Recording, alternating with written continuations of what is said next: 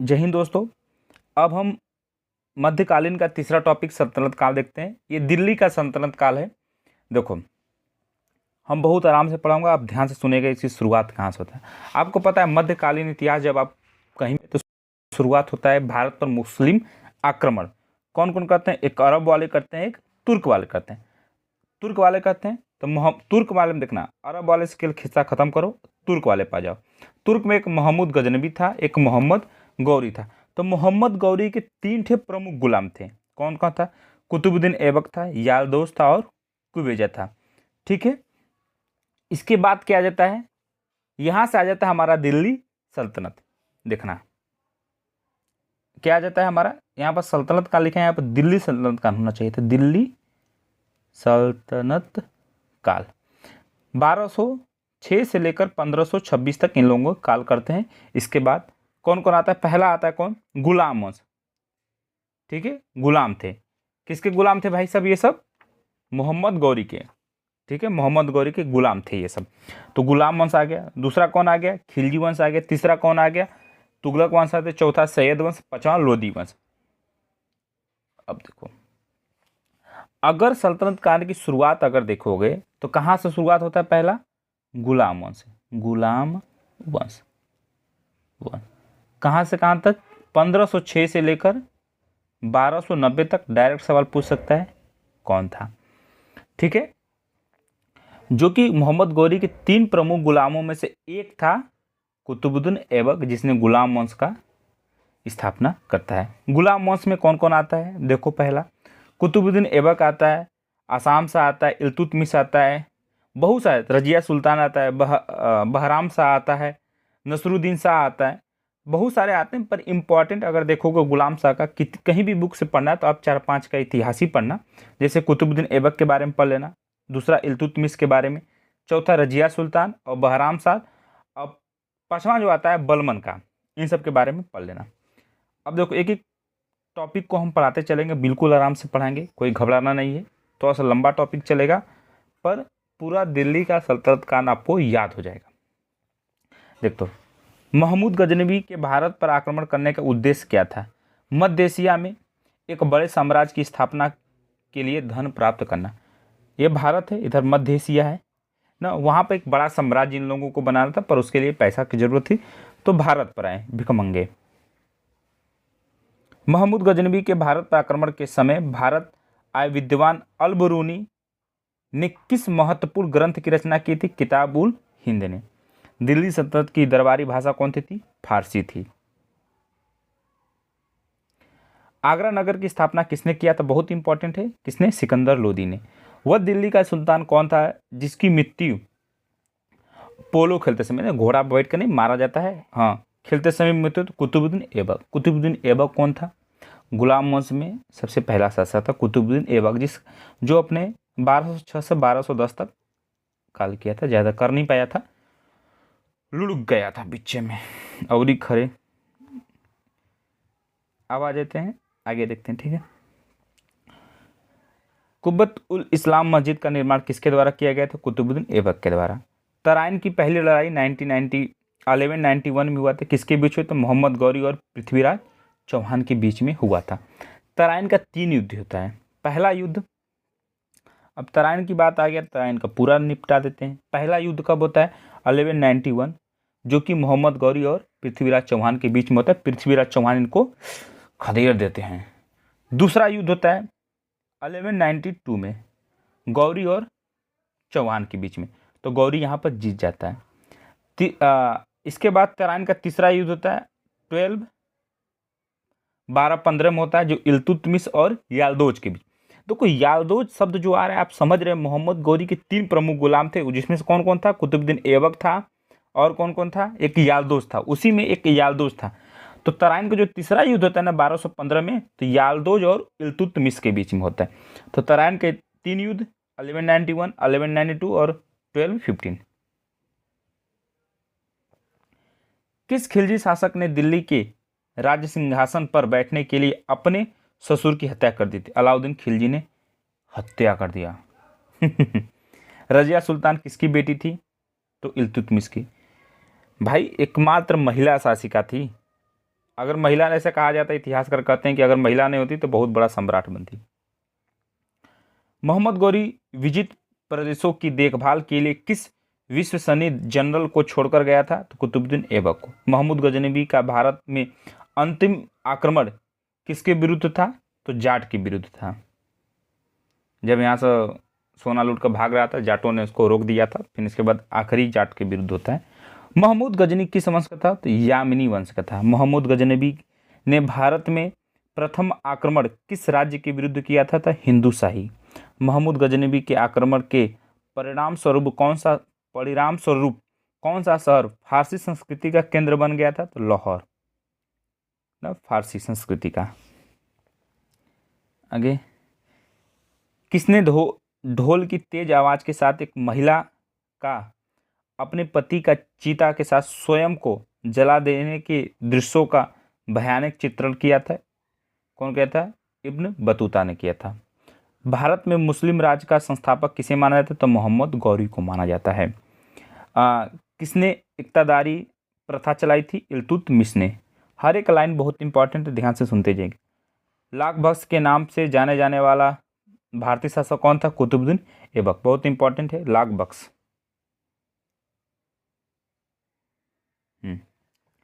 13वीं सदी में सेना का सर्वोच्च अधिकारी कौन होता था? तो खान होता था। भारत में गुलाम वंश का संस्थापक कौन है? कुतुबुद्दीन ऐबक। गुलाम वंश कब से कब तक चलता है? 1206 से लेकर 1290 तक। कुतुब मीनार के कार्य को किसने पूरा किया था? इल्तुतमिश ने पूरा किया था। शुरुआत कुतुबुद्दीन ऐबक ने करवाया था। काम पूरा ही होता है ना। फिर फिरोज शाह तुगलक ने भी इसे पूरा, बहुत लोगों का इसमें आता है। कुतुबुद्दीन ऐबक का 2 मंजिला किसने बनवाया था? ठीक है। फिर 3 मंजिला इल्तुतमिश ने बनवाया था। मोहम्मद बिन तुगलक के समय में मीनार पे बिजली गिर जाने की वजह से फिर गिर गया था। फिर इसके बाद फिरोज शाह तुगलक ने बनवाया था। सब आएगा। दिल्ली का पहला तुगलक सुल्तान कौन था? गयासुद्दीन तुगलक था। पंजाब के हिंदूशाही राजवंश को किसने स्थापित किया था? कल्लर ने किया था। वह रोमन सम्राट अगस्ट की भांति सावधान था कि वह दूसरों की तरह शक्तिशाली न लेने और दूसरों के स्तर से अधिक न लगे। यह संघर्ष किसका था? बहलोल लोदी का। बहलोल लोदी गद्दार निकल जाता है, इब्राहिम लोदी से पूछो बता देगा। अल बरूनी किसके शासनकाल में इतिहासकार था? तो महमूद गजनवी के। किसके शासनकाल में सबसे अधिक मंगोल आक्रमण हुआ था? अलाउद्दीन खिलजी के समय में। तराइन का द्वितीय युद्ध होता है मोहम्मद गौरी और पृथ्वीराज चौहान के। पृथ्वीराज चौहान हार जाते हैं, इसलिए हार जाते हैं क्योंकि पृथ्वीराज चौहान का जो दोस्त था, क्या नाम था उसका, वो इसके साथ मिल जाता है, गौरी के साथ। जयचंद्र मिल जाता है इसके साथ। सन 1329 और 1330 के बीच किसने तांबे के सिक्के के रूप में परिणाम स्वरूप मुद्रा सांकेतिक मुद्रा प्रचलित किया था? तो मोहम्मद बिन तुगलक ने। तुगलक वंश। दिल्ली के किस सुल्तान को इतिहासकारों ने विरोधा का मिश्रण बताया था? मोहम्मद बिन तुगलक को। लोदी वंश का अंतिम शासक कौन था? इब्राहिम लोदी। इब्राहिम लोदी को किसने मारा था? बाबर ने मारा था। इनाम भूमि को किसे दिया जाता था? विद्वान और धार्मिक व्यक्ति को। यात्री इब्न बतूता कहाँ से आया था? मोरक्को से आया था भारत में। उत्तरी भारत में प्रथम मुस्लिम महिला शासक कौन थी? रजिया सुल्तान थी। दिल्ली के प्रथम सुल्तान कौन थे जिन्होंने दक्षिण भारत को पराजित करने का प्रयास किया था? अलाउद्दीन खिलजी ने। भारत पर प्रथम तुर्क आक्रमण किसने किया था? तो मोहम्मद गजनवी ने किया था। तुर्क आक्रमण मोहम्मद गजनवी। ठीक है। अरब और तुर्क वाले आए थे। अलाई दरवाजा किसका मुख्य द्वार है? कुतुब मीनार का अलाई दरवाजा। ठीक है। कौन सा शासक गुलाम राजवंश से संबंधित है? इल्तुतमिश है। दक्षिण अफ्रीका यात्री इब्न बतूता। दक्षिण अफ्रीकी यात्री कौन? Ibn Battuta. किसके शासनकाल में भारत आया था? तो मोहम्मद बिन तुगलक के आया था। मोहम्मद गजनवी ने भारत पर कितनी बार आक्रमण किया? 17 बार। आखिरी बार आक्रमण किसके विरुद्ध था? जाटों के विरुद्ध था। किसने अपने आप को खलीफा घोषित किया था? तो मुबारक शाह खिलजी ने। लोदी वंश का संस्थापक कौन है? बहलोल लोदी। बहुत इंपॉर्टेंट है, डायरेक्ट जो भी संस्थापक का नाम आ जाए आप उसे जरूर याद कीजिए। भारतीय इतिहास में बाजार नियमों या मूल्य नियंत्रण पद्धति की शुरुआत किसने किया था? अलाउद्दीन खिलजी ने। राज्य संबंधों में उलेमा के दखल का विरोध किस सुल्तान ने किया था? अलाउद्दीन खिलजी ने। 11वीं सदी के भारत का दर्पण किसे कहा जाता था? किताब उल हिंद को, मिरर। वह हिंद का युद्ध किसके बीच में लड़ा गया था? तो मोहम्मद गजनवी और आनंद पाल के बीच में लड़ा गया था। दिल्ली सल्तनत का वह प्रथम सुल्तान कौन था जिसने अस्थाई सेना रखी थी? अलाउद्दीन खिलजी ने रखा था। खिलजी वंश आता है। गुलाम वंश के बाद कौन आता? खिलजी वंश, जो कि 1290 से 1320 तक चलता है। ठीक है। जो कि खिलजी वंश में अगर पहला देखो कौन था? अलाउद्दीन फिरोज शाह खिलजी था। फिर इसके बाद अलाउद्दीन खिलजी आता था। फिर अलाउद्दीन खिलजी का बस अलाउद्दीन खिलजी तक ही निपट जाता है, बहुत छोटा ही रहता, ज़्यादा चलता नहीं। 1290 से 1320 तक आप समझ जाओगे 30 साल खिलजी वंश राज्य किए थे, जिसमें सबसे प्रतापी कौन था? अलाउद्दीन खिलजी था। अलाउद्दीन खिलजी जो था वो क्या कहते हैं, किसका दामाद था जी? उसी का दामाद था। अलाउद्दीन फिरोज खिलजी का दामाद था। इसी को मार देता, फिर ये गद्दी पर बैठ जाता खिलजी।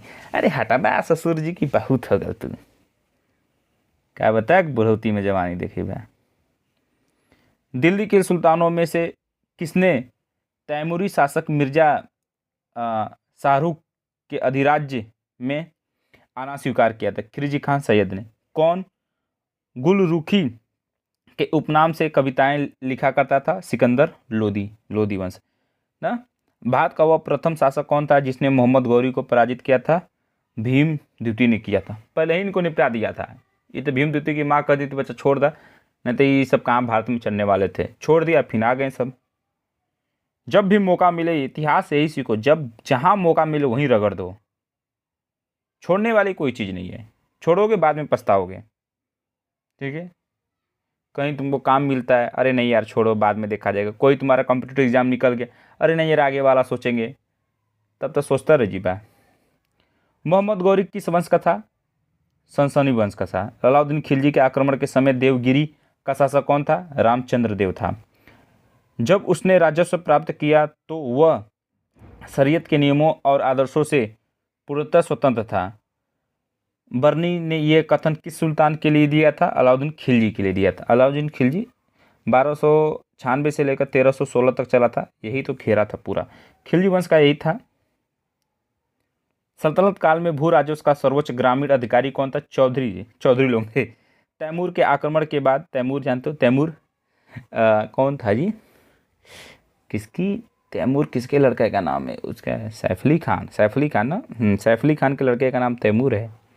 बहुत बड़ा महाराज, सम्राट मानते हैं। इन लोगों से पूछा गया भारत का सम्राट कौन है ना, उसकी मेहरुआ करीना कपूर खान थी। पूछा गया, अच्छा तैमूर, ये तो भारत का बहुत बड़ा सम्राट है। जिसकी जैसी सोच। तैमूर के आक्रमण के बाद भारत में किस वंश का राज्य स्थापित हुआ था? सैयद वंश का। अरे नाम रखे हैं सोची से उन्हीं लोगों का। किस सुल्तान के दरबार में सबसे अधिक गुलाम थे? तो फिरोज शाह तुगलक के। किल सुल्तान ने बेरोजगारों को रोजगार दिया था? फिरोज तुगलक ने। अब आता है क्या कि खिलजी वंश के बाद तुगलक वंश है, तो उसी में पहला तो कौन था? गयासीउद्दीन तुगलक था, मोहम्मद बिन तुगलक था, यही सब थे। तो तुगलक वंश का संस्थापक पूछेगा तो आप बताइएगा कौन?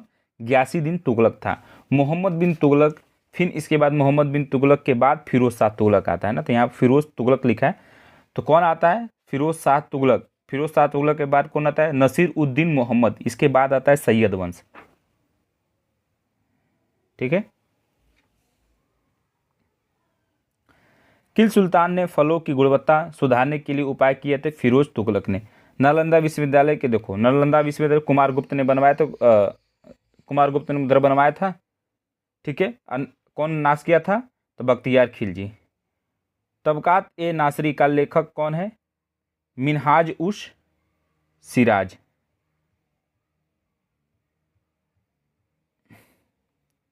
अलाई दरवाजा आ गया। ठीक है। अलाई दरवाजा किसने बनवाया था? तो अलाउद्दीन खिलजी ने बनवाया था। अलाउद्दीन खिलजी काफ़ी काम किया था। देखो जैसे कि अलाई दरवाज़ा दिल्ली में जो है, अलाई दरवाज़ा जो दिल्ली में, उसको बनवाया था। सीरी का नगर दिल्ली में बनवाया था। हजार खंजा का महल बनवाया था जो कि दिल्ली में। हौज ए खास बनवाया था दिल्ली में। जमात खाना मस्जिद बनवाया था कहाँ पर? दिल्ली में ना। कुतुब मीनार दिल्ली में कौन? इल्तुतमिश, आप याद कीजिए। ठीक है। कुतुबुद्दीन ऐबक की राजधानी क्या थी? लाहौर। अलाउद्दीन खिलजी के प्रसिद्ध सेनापतियों में किसकी मंगोलों के विरुद्ध लड़ते हुए मृत्यु हो गई थी? जफर खां की। तौल की सबसे छोटी इकाई कौन थी? रख्ती। प्रसिद्ध कवि अमीर खुसरो किसके दरबार में रहता था? तो अलाउद्दीन खिलजी के दरबार में रहता था। किसने सल्तनत काल में प्रचलित डाक व्यवस्था का विस्तृत विवरण किया था? तो इल्तुत इब्न बतूता ने किया था। ठीक है। तैमूर लंग ने किस वंश में भारत पर आक्रमण किया था? 1398 ईस्वी में किया था। दिल्ली के किस मुस्लिम शासक के निधन पर इतिहासकार बदायूनी ने कहा, राजा को अपनी प्रजा से तथा प्रजा को अपने राजा से मुक्ति मिले? मोहम्मद बिन तुगलक ने कहा था। दिल्ली के सुल्तान बलबन का पूरा नाम क्या था? गियासुद्दीन बलबन। ठीक है, बलबन लोधी वंश का नहीं, बलबन थोड़ी, बलबन तो उसमें हो गया ना, गुलाम वंश में बलबन हो गया, गुलाम वंश में बलबन बलमवा कौन सा सुल्तान या धर्म चलाना चाहता था किंतु उलेमाओं के विरुद्ध किया गया? अलाउद्दीन खिलजी। दिल्ली में कौन सा ऐतिहासिक स्मारक भारतीय तथा फारसी वास्तुकार शैली का उदाहरण है? हुमायूं का अकबरा। हुमायूं आ गया। ठीक है, अकबर का बाप। दिल्ली का सुल्तान जो दान दक्षिणा के बारे में काफ़ी ध्यान रखता था और इसके लिए एक विभाग दीवान एक खैतान स्थापित किया था, फिरोज तुगलक ने। दान उन देता था तो उसके लिए एक विभाग बना दिया। ले किस किस संगीत वाद्य को हिंदू मुस्लिम गान वाद्यों का सबसे श्रेष्ठ मिश्रण माना जाता है? सितार को। सितार एक मतलब ऐसा क्या है, म्यूजिकल इंस्ट्रूमेंट है जो हिंदू मुस्लिम के गान वाद्यों का मिश्रण माना जाता है, सितार को। नई फारसी काव्य शैली सबक के हिंदी अथवा हिंदुस्तानी शैली के जन्मदाता कौन थे? अमीर खुसरो। अनुकूल परिस्थितियों में मौजूद होने के बावजूद गुलाम वंश के शासक भारत में अपने साम्राज्य का विस्तार नहीं कर पाए, इसका मुख्य कारण क्या है? मंगोल आक्रमण। ठीक है, गुलाम वंश ज़्यादा विस्तार नहीं कर पाया, सबसे बड़ा मंगोल आक्रमण, उधर से मंगोल, अरे बड़ा खतरनाक थे मंगोल जी। तुगलकनामा के रचनाकार कौन था? तो अमीर खुसरो। भारत में मोहम्मद गौरी ने किसको प्रथम अक्ता प्रदान किया था? कुतुबुद्दीन ऐबक को। किल सुल्तान के काल में खालिसा भूमि अधिक पैमाने पर विकसित हुई थी? अलाउद्दीन खिलजी के। सल्तनत काल के सिक्के जो टंका हो गए, ससगनी हो गए, जीतल हो गए, किस धातुओं से बने होते थे? टंका किसे? चांदी से, ससगनी चांदी से, और जीतल किसे? तांबा से बना रहता था। अमीर को ही कृषि विभाग था। नामक एक नया विभाग किसने चलाया था? तो मोहम्मद बिन तुगलक ने चलाया था। अमीर खुसरो ने किसके विकास में अग्रगामी की भूमिका निभाई थी? खड़ी बोली। तो खड़ी बोली का जनक माना जाता है अमीर खुसरो को। तैमूर लंग ने किसके शासनकाल में भारत पर आक्रमण किया था? तो मोहम्मद तुगलक के समय पर आक्रमण। भारत में पोलो खेल का प्रचलन तुर्कों ने चलाया था। ठीक है, यही तुर्की से कौन निपट गया था? कुतुबुद्दीन ऐबक। तुर्कों ने चलाया, उसी का एक था, वही निपट ही गया। किसने एक तरफ संस्कृति मुद्रा लेख के साथ चांदी के सिक्के का निर्मित किए थे? मोहम्मद गजनवी ने। अलाउद्दीन खिलजी के सेनाध्यक्षों में कौन तुगलक वंश का प्रथम सुल्तान था? गाजी मलिक था। आगे जवाबित थे कौन? राज्य कानून थे। किस राज्य के अंतर्गत विजारत का चरमोत्सव हुआ था? तुगलक का। 2.5 दिन का झोपड़ा मस्जिद अजमेर में है, जो अजमेर में किसने बनवाया था? तो कुतुबुद्दीन ऐबक ने बनाया। तो कुतुबुद्दीन ऐबक जो था, अगर देखोगे तो 2.5 दिन का झोपड़ा हो गया, और ज़्यादा तो था नहीं बस। और जैसे कि ज़्यादा अगर देखोगे तो इल्तुतमिश हो गया, फेमस में देखो कुतुब मीनार बनवाया था। और एक मिनट, बलबन जो देखोगे तो लाल महल बनवाया था जो दिल्ली में है। अलाउद्दीन खिलजी का देखोगे तलाई दरवाज़ा बनवाया था जो दिल्ली में। सिरी का नगर बनवाया था जो दिल्ली में। खंबा महल बनाया था दिल्ली दिल्ली में बनाए थे, क्योंकि दिल्ली के ही आसपास ये सब राज करते थे। कौन, तो इसीलिए दिल्ली सल्तनत बोला जाता है, दिल्ली के आसपास वाले क्षेत्र में राज करते थे। कौन अपने को ईश्वर का अभिशाप कहता था? Genghis Khan. दिल्ली सल्तनत का पहला सुल्तान कौन था जिसने दोहाब के आर्थिक महत्व को समझा था? इल्तुतमिश ने। दिल्ली सल्तनत के तुगलक का राजवंश का अंतिम शासक कौन था? नसरुद्दीन मोहम्मद था। दलसलत सल्तनत काल में फवाजिल का अर्थ क्या है? इक़्तिदारों द्वारा सरकारी खजानों में जमा की जाने वाली अधिशेष राशि। अरे यार, बोल नहीं पाया सही से, ठीक है। तो फवाजिल का अर्थ क्या होता है, तो ये बता दिया। दिल्ली का सुल्तान जो भारत में नहरों के सबसे बड़े जाल का निर्माण किसने करवाया था? तो फिरोज शाह तुगलक ने। चंगेज खान कि अधीन मंगोलों ने किसके शासनकाल में भारत पर आक्रमण किया था? इल्तुतमिश के समय पे किया था। फिर नहीं आते हैं बाद में, अरे वो आ जाते हैं तो फिर ये सब उधर आ जाते हैं। अपने शक्ति को समेकित करने के बाद बलबन ने भव्य उपाधि धारण की थी, तोताए हिंद। तो कौन से बलबन ने उपाधि धारण किया था? तोताए हिंद का। कौन से सुल्तान की मृत्यु तुगलक का बाद में लकड़ी से बने स्वागत भवन से गिरने से हुआ था? गयासीउद्दीन तुगलक। मतलब लकड़ी से बना भवन था, वही में गिर गया था, लकड़ी गिर गया था, वही में निपट गए थे। कौन था? गयासीउद्दीन तुगलक। नहर निर्माण कराने वाला दिल्ली का प्रथम सुल्तान कौन था? गयासीउद्दीन तुगलक। बेचारा की मृत्यु कैसे हो गई? इतना पैसा सब लूटे हैं, लकड़ी का महल बनवा रहे हैं। अरे चंद्रगुप्त मौर्य का भी महल लकड़ी का ही था। लोधी वंश का सर्वाधिक शक्तिशाली सुल्तान कौन था? सिकंदर लोधी वंश, ठीक है। कौन था? लोधी वंश। ये सब कहाँ के थे? अफगान वंश के थे सब। तो लोधी वंश का संस्थापक कौन है? बहलोल लोधी। हमने कहा था किसी भी वंश के संस्थापक का नाम कभी मत भूलिएगा। किसने भूमि को मापने का पैमाना गज ए सिकंदरी का प्रचलन किया था? सिकंदर लोधी ने। किस मुस्लिम शासक के सिक्कों पर देवी लक्ष्मी की आकृति बनी थी? मोहम्मद गौरी के। रजिया बेगम को सत्ताच्युत करने में किसका हाथ था? तुर्कों का हटाने का। 40 तुर्क शासकों ने बनाए थे उसका बाप रजिया सुल्तान का, कि 40 तुर्क शासकों निर्णय लेंगे आगे क्या करना है, वही सब इनको उन्हीं के बेटी को हटा देते हैं। किस सुल्तान ने अपनी आत्मकथा फतूहात ए फिरोज शाही लिखी थी? फिरोज तुगलक ने। दिल्ली के किस सुल्तान ने ब्राह्मणों पर भी जजिया लगाया था? फिरोज तुगलक।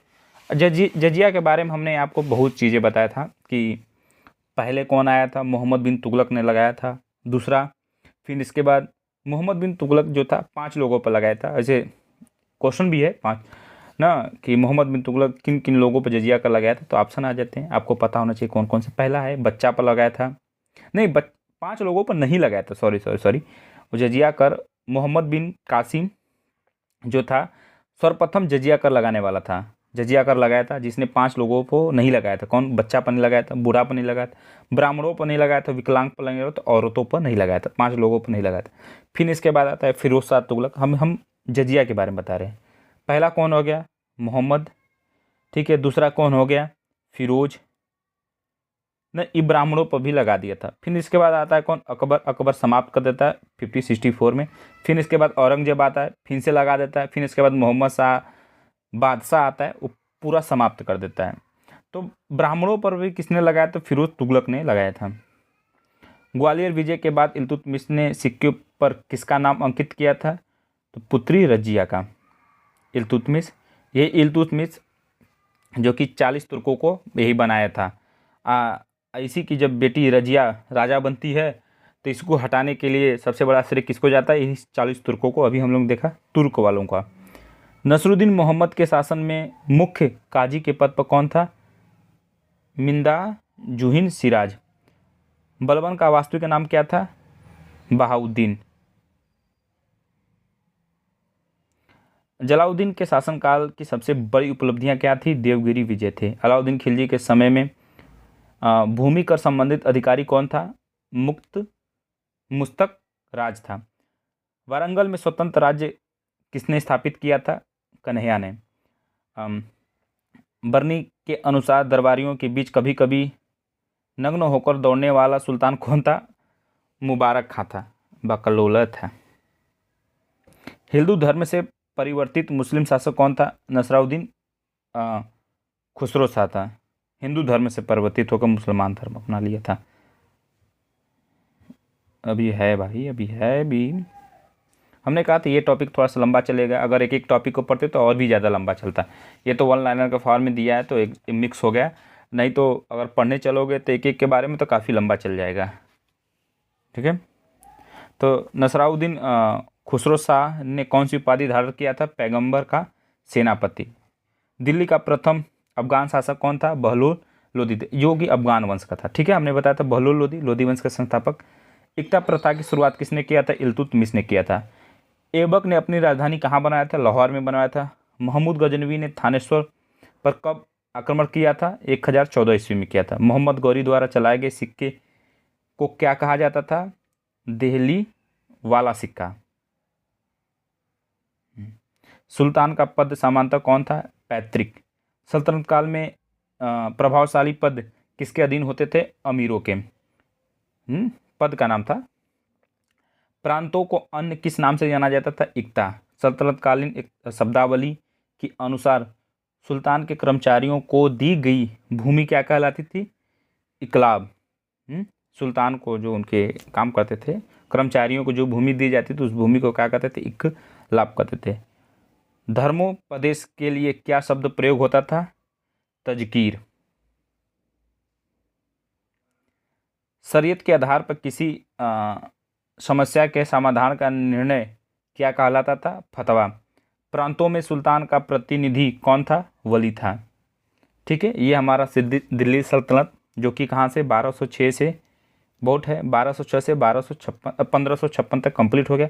कौन कौन था ये भी देख लो एक बार कम। 5 ठे राजवंश थे। कौन कौन था? गुलाब खिले तो सांस लो, इसे ठीक है, गुलाब खिले तो सांस लो। तो गुलाम वंश, खिलजी वंश, तुगलक वंश, सैयद वंश, लसे लोदी वंश। ठीक है, यही था। जय हिंद।